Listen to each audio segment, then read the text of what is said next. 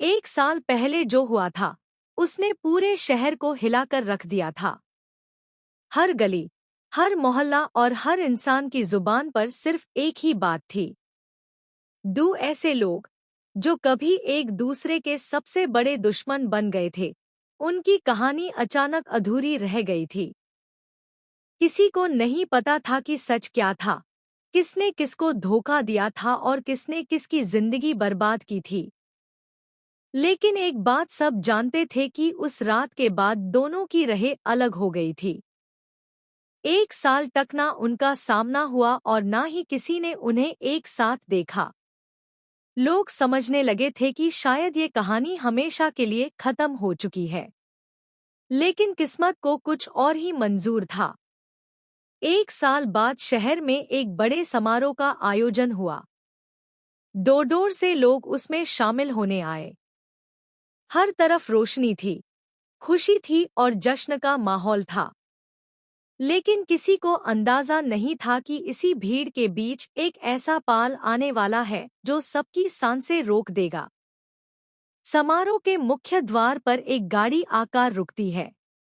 उसमें से एक शख्स बाहर निकलता है। उसका चेहरा पहले से ज्यादा सख्त और आत्मविश्वास से भरा हुआ था। 1 साल ने उसे पूरी तरह बादल दिया था। लोग यूं देखकर हैरान रह गए। कुछ लोग उसका नाम फुसफुसा कर लेने लगे।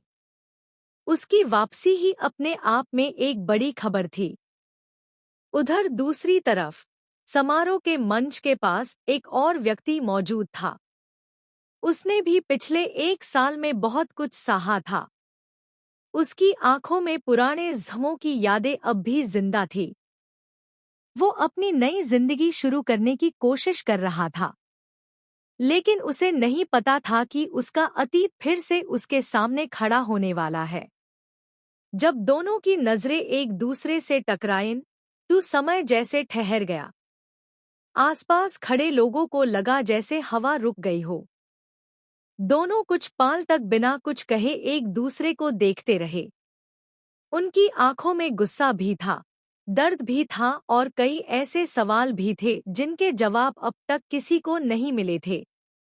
भीड़ में खड़े लोग समझ गए कि कुछ बड़ा होने वाला है। पुरानी यादें दोनों के जहां में एक साथ लौट आई। वो धोखा, वो इल्जाम, वो रात और वो ऐस